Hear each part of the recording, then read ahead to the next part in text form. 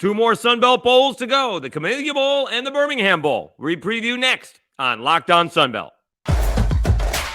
You are Locked On Sun Belt, your daily podcast on the Sun Belt Conference, part of the Locked On Podcast Network, your team every day.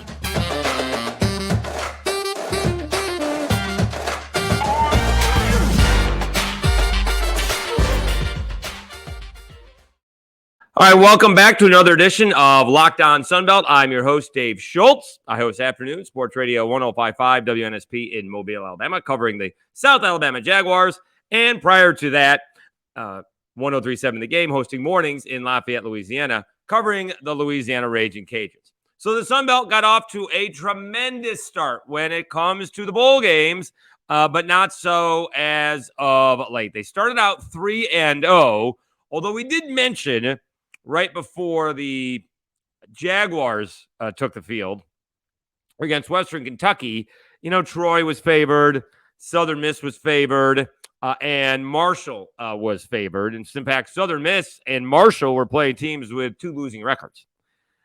Troy, though, was playing team evenly matched. They were both 11-2, but they took down UTSA. But then, some of the better teams that the Sun Belt were playing, South Alabama taking on Western Kentucky, and the Cajuns taking on Houston. South Alabama was embarrassed, and the Cajuns kind of gave the game away. I'm not exactly sure they choked, but they gave the game away. You can hear about that in the last episode of Locked On Sunbelt. So the Sunbelt started out 3-0, and now they are 3-2 with a pair of games in Alabama. And it's the first one on 11 a.m. start time, nothing like that in for the Camellia Bowl in Montgomery. It has Georgia Southern taking on Buffalo, and Coastal Carolina and East Carolina in the Birmingham Bowl a little bit later on, 5:45 Central Time. First off, Buffalo. How about Buffalo getting out of town for the bowl game? They had to get out of town outside of Buffalo. Remember, like a month ago or so when the Bills played in Detroit, and Buffalo's ball game, I think with Akron, was postponed until the first week of December. Well, guess what? It was the storm that just happened over the weekend was worse. A deadly storm, as it turns out to be, tragic. And thank goodness that Buffalo got out of town ahead of time, as it was a mess in Western New York. But to the bowl game, we do have Georgia Southern taking on Buffalo. It is the Sun Belt versus the MAC, and you have a couple of high-scoring football teams. Georgia Southern scores 33 points a game, and Buffalo scores 29 points a game. Georgia Southern gives up 32 points a game. Buffalo gives up 27 points a game. I guess Georgia Southern does it a little bit more in the air. They average about 100 yards more a game in the air, and that's 327 to 232, and the yards rushing about 140 a game. Georgia Southern also gives up a few more yards in the not only in the air, but total 500 to about 400. The big storyline in this one, though, is Kyle Vantrease.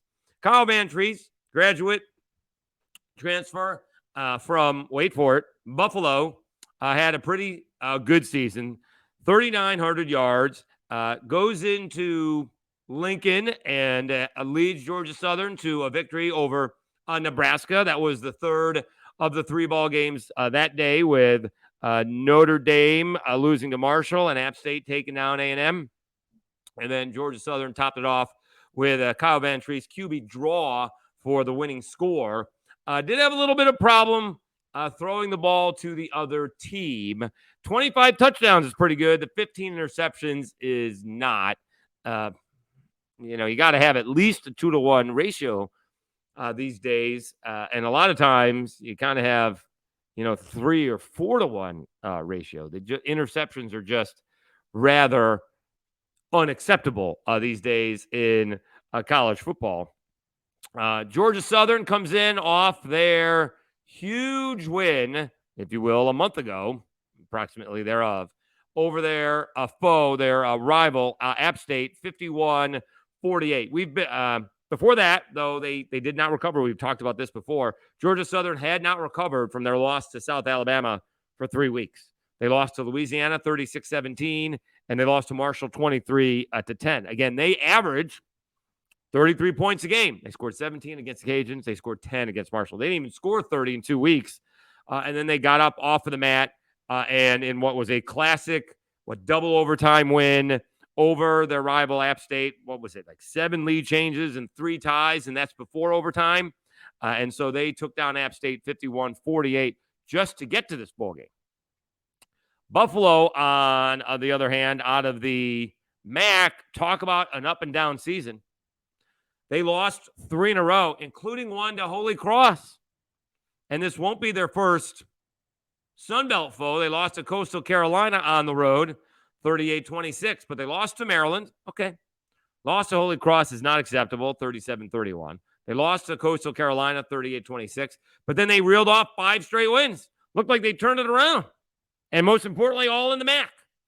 Well, almost all in the MAC. Eastern Michigan, Miami of Ohio, Bowling Green. They tucked in a UMass game in there, 34-7, easy win. But then a nice win over Toledo. And then they lost to Ohio.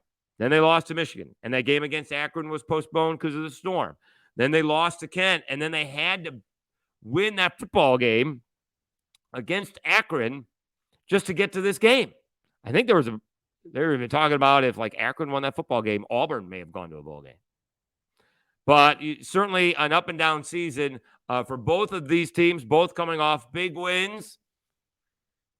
And you do have the storyline of Kyle Vantrease playing against his former team. So a lot going on, and always good when the MAC and the Sun Belt get together because you get a little group of 5 rivalry there. Let's see what the line is for this football game. I presume Georgia Southern is somewhat favored.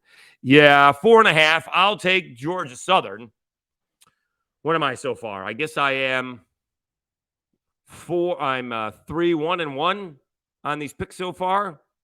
I had the first 3 games, lost South Alabama, and we pushed with Houston. Although I did take Houston in that game, they almost lost. So I've gone 3-1-1. Georgia Southern is a 4.5-point favorite. I will take Georgia Southern, although based on the weather forecast, which should be in the 40s when they kick off or so, when you know it, Buffalo may be more used to the weather. We'll see if it heats up at all, although it was in the 50s in Mobile on Monday, and by the weekend, by New Year's, is going to be in the 70s down here. So, of course, that doesn't have anything to do with what's going on in Montgomery and in Birmingham. All right, let's take a time out. We will come back and talk about Coastal Carolina and the Chanticleers taking on East Carolina. Grayson McCall in the transfer portal, but he will be playing. And so, good for him, among others that are doing that in this age of transfer portals, not opting out of the bowl game. So pretty good on their part. All right, let me tell you a little bit about LinkedIn. These days, every new potential hire can feel like a high-stakes wager for your small business.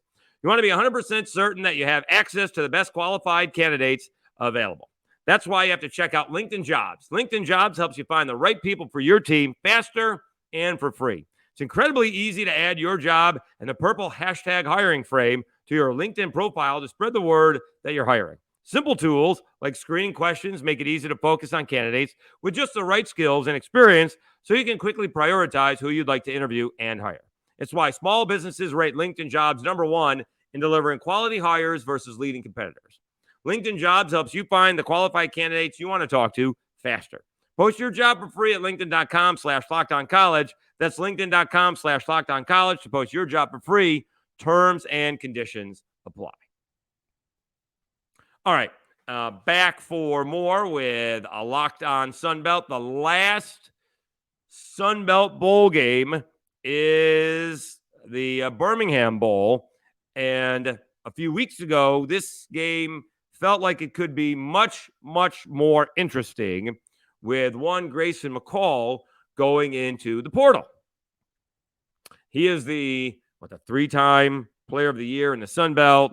Very efficient. We talked about Kyle Vantrease's touchdown to interception ratio.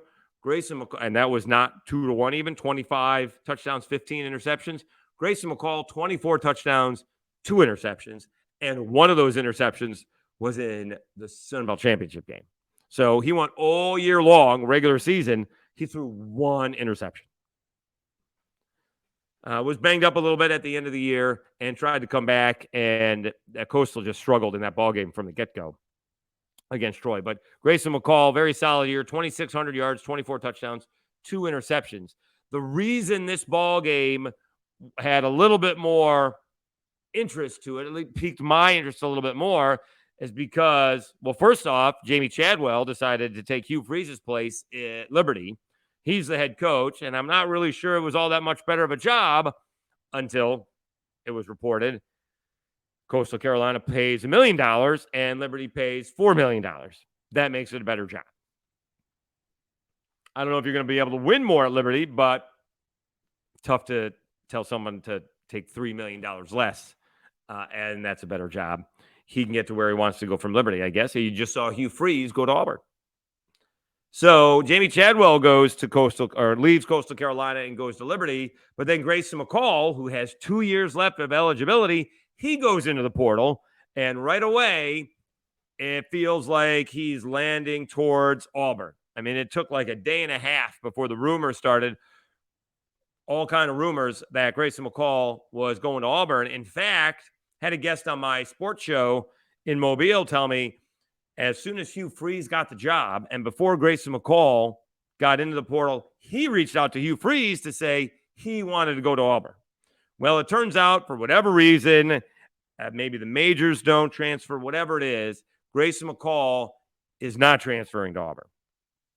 Would have made it much more interesting if he was transferring to Auburn, playing a de facto home game, if you will, for the bowl game, a kind of an Auburn preview to spring football, if you will.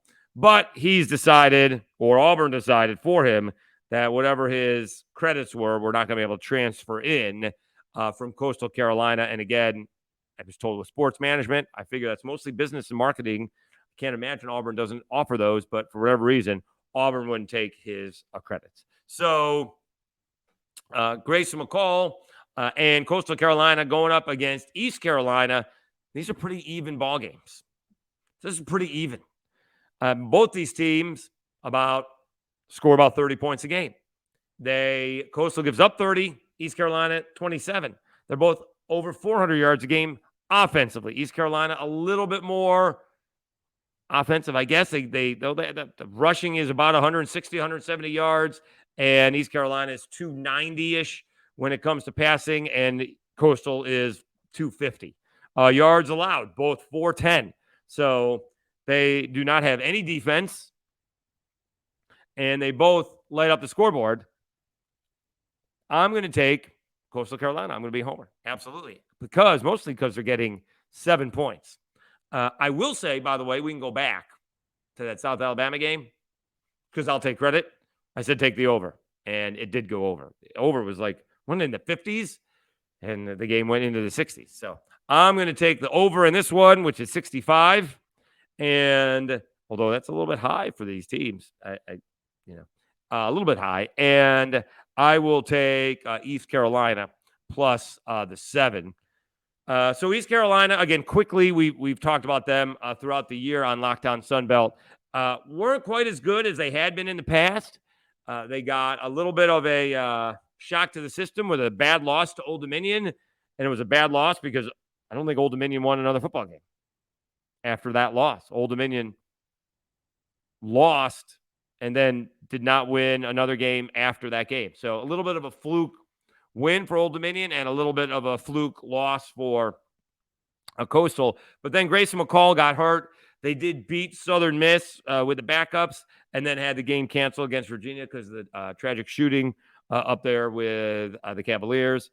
Then they got embarrassed by James Madison with the backups, and then Grayson McCall tried to come back and beat Troy, and they did. So they've they've lost their last 2 ball games, and maybe that's why they are not favored. Also, Jamie Chadwell, or why? Not only why they're not favored, but by such a large margin to an East Carolina team that is just 7-5.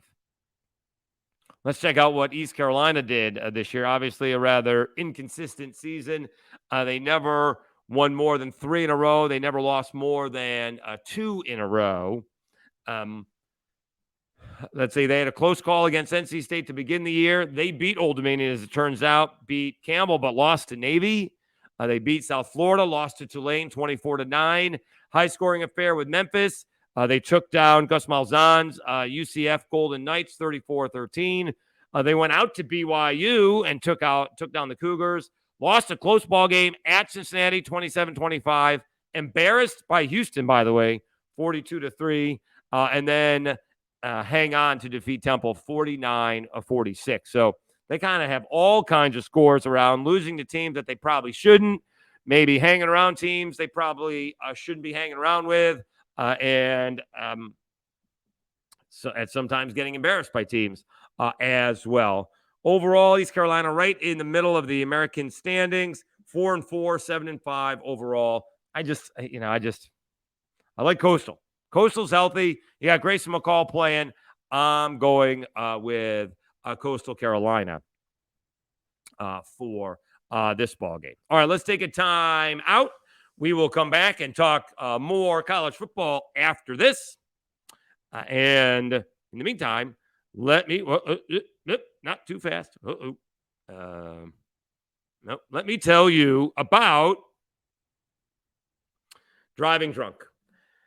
You're hanging out with some friends and putting back a few drinks. A few becomes a few too many. And as the evening comes to an end and people start to head out, you think of calling for a ride. Nah. You live nearby. You can make it home okay. No big deal. What are the odds you get pulled over anyways? And even so, what's the worst that could happen? Your insurance goes up. You lose your license. You lose your job. You total your car. Or you kill someone. Everyone knows about the risks of driving drunk. The results are tragic and often deadly. However, that still doesn't stop everyone from getting behind the wheel while under the influence. That's why police officers are out there right now looking for impaired drivers on our roads to save lives. So if you think you're okay to drive after a few drinks, think again. Play it safe and plan ahead to get a ride. It only takes one mistake to change your life or someone else's forever. Drive sober or get pulled over. All right, so we'll see what happens with these bowl games. I think the Sun Belt has a tremendous season. I'm probably going to write about trying to figure out how to recap the bowl game without crushing South Alabama. That's probably been done a little bit also on my show. But I don't think one bad loss, and it was a bad loss, should ruin a historic season. You know, they got a ton of guys coming back. We talked about this last week. They should, once you get over the pain of the loss and the embarrassment of the loss, like this was not like the Cajuns loss where if we don't fumble, we probably win. If we recover the fumble, we probably win. If we don't, push and shove somebody on what would have been 3rd and inches, we probably win. So the Cajuns can look to a couple of different plays to say, well, if 2 or 3 plays go our way, we probably win the game. That wasn't happening with South Alabama. That's a total reflection. That was a total breakdown, which is a nice lesson to learn, I guess, at this point in time. Disappointing, but now, what can you do to take it to the next level when the lights shine brightly? And as we talked about it last week, schedule is going to be tougher. All right, I don't think the Sun Belt portion of the schedule isn't out yet, but they're going to have a tough time because they're going to get the Marshalls of the world or the App States of the world or the Coastal Carolinas of the world or the James Madisons of the world. So those games are not going to be particularly easy, not at all. So I just think it's something to build on. Take a deep breath. Hopefully enjoy the holiday season and, come back after the new year and start lifting again and seeing how you could be a little bit different. I think where South Alabama in particular went wrong, their offense was never quite as consistent as it was early on in the season. Once it got going, it was okay. But, Southern Miss, they were down 17-7. Georgia Southern, they were down 21-7.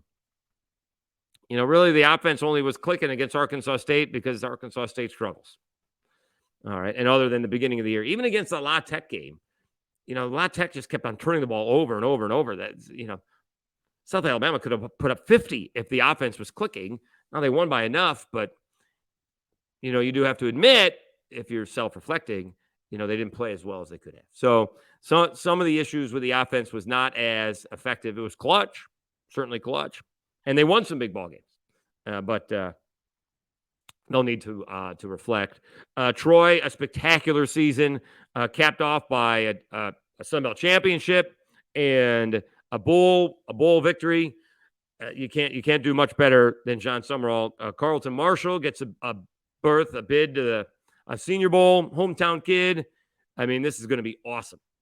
That's going to be awesome. It's going to be the Carlton Martial week. He's got a great smile. He's going to be a media darling, right? Because everyone, you can see Carlton Martial play, but most of these reporters, are more than 5'5". I mean, he's not 5'5", he's 5'8", 5'9", but they're going to stand next to him and like, you're the all-time leading tackler in the NCAA history. Yeah, I got it. He got an extra year, but nonetheless, spectacular career, and he will absolutely be the media darling down here for the Senior Bowl coming up here in the end of January and the beginning of February. February 4th is the game, the week before the Super Bowl, but the week starts in January. So James Madison coming into the Sun Belt had a spectacular season, an archaic and stupid rule preventing them from being in a bowl game or competing for the Sun Belt Championship. I presume that would have been a much better ball game than what Coastal Carolina gave Troy. So, they're doing well. We'll see what App State does, having to replace Chase Bryce. We'll see what Coastal does, replacing Jamie Chadwell and Grayson McCall. We'll see if anybody else steps up in the East. And again, in the West, I think it's one of four teams. I think South Alabama is going to be picked to win. Troy will be right there. We'll see what the Cajuns do if they settle on a quarterback, and we'll see what Southern Miss can do. Trey Lowe, by the way, should mention Trey Lowe the third has gone in the transfer portal because they're going to go back to their starting quarterback. Their starting quarterback who got hurt at the beginning of the year. So Trey Lowe is looking for a place, although Frank Gore Jr. is expected back for Southern Miss. So, and then we'll see, what G.J. Kinney can do against Texas State. That may not be easy. ULM is looking for a quarterback. Maybe they go get Trey Lowe. Chandler Rogers left. I don't know where he's ended up, but maybe Trey Lowe ends up with ULM and he can play up there. Who knows? So I think it's things are looking great for the Sun Belt when it comes to football. And we'll take a little time off from football, although we got the transfer portal going on and, you got it's basically January. So you got all of 10 weeks or so before spring football starts. Coastal's spring football, I think, starts in February. So they're over and done with. They were a couple years ago. Coastal was over and done with when COVID hit. Right in the middle of March, they had already went through spring ball. So we're looking forward to that. We'll see. I would like to get some of the head coaches on and talk about the season so we can do that.